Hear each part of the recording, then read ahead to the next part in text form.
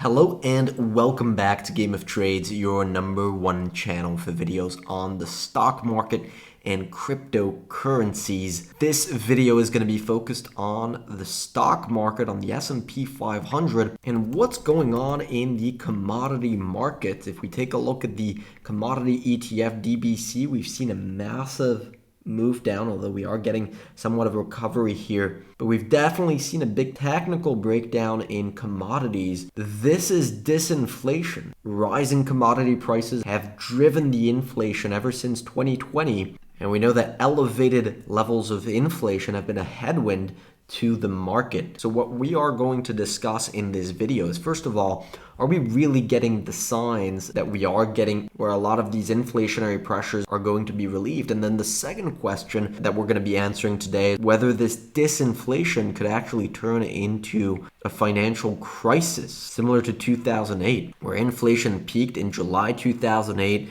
In September 2008, the Lehman Brothers collapsed and set off the global financial crisis. So is today's inflation peak, if that's what's happening, does it look like what was happening in 2008? That is exactly what we're going to talk about in this video. If you are interested in following these crazy markets with us, make sure to smash that subscribe button. Also, if you enjoy this episode, if you appreciate the time and effort that goes into making these videos, don't forget to click on that like button. And now, without further ado, let's get right into it. Before we take a look at what's happening on the commodity markets, let's quickly look at the technical picture on the S&P 500. That's still to the downside. Right here, you've got a downwards price channel, very clean here, short term on this daily chart. Still below this neckline of the head and shoulder pattern. To start looking like a real bullish setup objectively, you need to see price back above here. So these are really the two big levels that we're watching on the S&P 500. Now let's jump to the commodity markets. I think that's important to keep you guys updated on that. As we discussed at the beginning of the video, we saw a breakdown on most commodity trackers, commodity indices. If we put the 100-day moving average, clean breakthrough. That's a technical breakdown. Now, this is something I mentioned in one of the premium videos this week on gameoftrades.net. In order for this to materialize into actual disinflation, we need to see this hold down, and we need to see the commodity ETF stay low, in other words, or even continue lower. One thing I mentioned in that episode is you can take a look at the 30-day moving average of the commodity ETFs, and that will give you a quick idea of what the inflationary pressures have been throughout the month. You can see 30th of June here was at the all-time high in terms of how commodity prices behaved over the month of June. Inflationary pressures were still very strong. So that's something to keep in mind ahead of the next CPI reading that could still be showing inflation, right?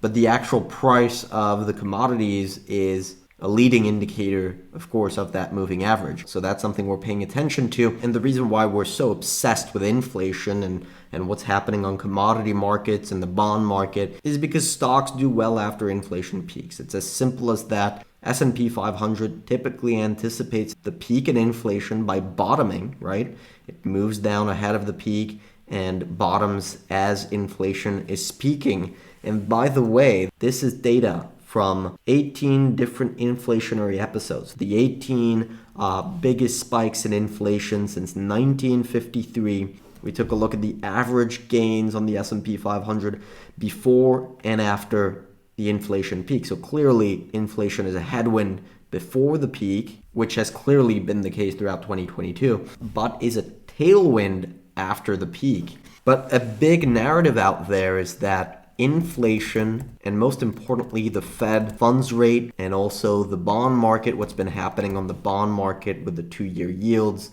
all of this has been creating very tight financial conditions. Inflation has been weighing on the consumer that's been spending less. Bond yields and interest rates have been rising very rapidly. That also puts pressure on the economy, and a big narrative out there is that this is going to create another financial crisis, that this tightening we're seeing is too much, that we should expect this massive recession and huge bear market that comes along with it. Now, one of the things that we've taken a look at in our research at gameoftrades.net is how the consumer is currently positioned to ride out this storm, an inflation storm, a tightening storm, definitely lots of turbulence. What it all really comes down to at the end of the day is how much people have saved up versus how much they're spending. And you can see this is one of the charts that we included in the article that we posted this week, where we took a look at whether or not we should be expecting a 2008 type of financial crisis, whether or not the economy right now, the consumer, is vulnerable to weakening very, very significantly and causing a recession,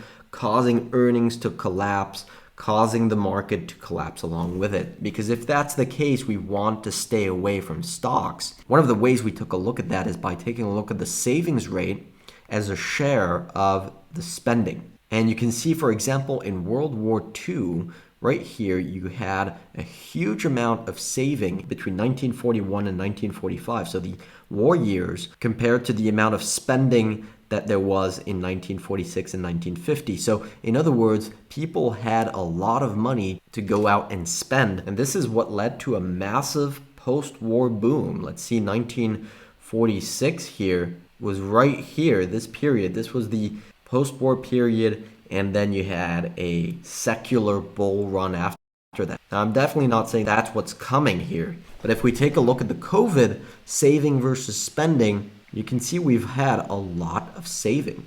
So you can see the consumer is pretty strong actually, and pretty well positioned to ride out the storm. And you can see here financial crisis right here. Look at the amount of savings that people had between 2003 and 2007. The consumer was very, very weak leading up to 2007. So that's something to keep in mind here. So as I mentioned earlier, we posted a huge research article on this subject. And this is just one of the many charts that we took a look at in that article. And this is really what is going to drive our view on the financial markets as a whole and give ourselves the confidence to make calls on the market. Because what this research really translates into is a confident view. In order to be successful in the financial markets, you need to be confident in your fundamental thesis. Now, of course, we need to be open-minded, and we're actively looking for areas where we're wrong. We love to have critical feedback on our research and what could be inaccurate about it, but we do want to have high conviction calls on the market and funnel that research, funnel those convictions into actionable articles in the forms of trade ideas, investment ideas. We're going to be creating a model portfolio this month, giving you guys specific entries, specific exits on different assets. And I'll give you a quick example. Here we made on the 29th of June a macro article discussing the bearish case on gold for the next 6 months and the fact that gold was very vulnerable to downside, especially if the war in Ukraine were to de-escalate. And that was followed up by a tactical article on gold where we took a look at the important levels, gave the key developments to watch, support levels where we can potentially get back in. So if you are interested in that type of research, those types of features, make sure to click the link down below and go to gameoftrades.net. So just quickly elaborating on gold, it does seem to have broken this nice level of support here, this price channel support. Instinctively, I would say this looks like a head and shoulder topping pattern, and that gold could reach a measured target of around $1,500 here from the break. This is a very approximate measured target, but that's also what our research suggests would be the fair value for gold around these levels. And here we'd be, of course, reassessing the macro case for gold and whether or not we should be actively looking to enter back in to this asset and add it back to the trading watch list. Because we do still believe there is a long-term bullish case for gold, right? Gold rises when real rates decline. When bond yields basically go into negative territory or decline in a big way, that's when you see gold make some massive moves up. And in general, we think that real rates going into deeper and deeper into negative territory corresponds to increased leverage in the economies around the world, right? This is debt to GDP ratios in both the government and private sector in advanced economies. Since 1999, we've had the global economy leverage itself up. So you understand why there's so much skepticism around a potential bull run and the economy actually holding up.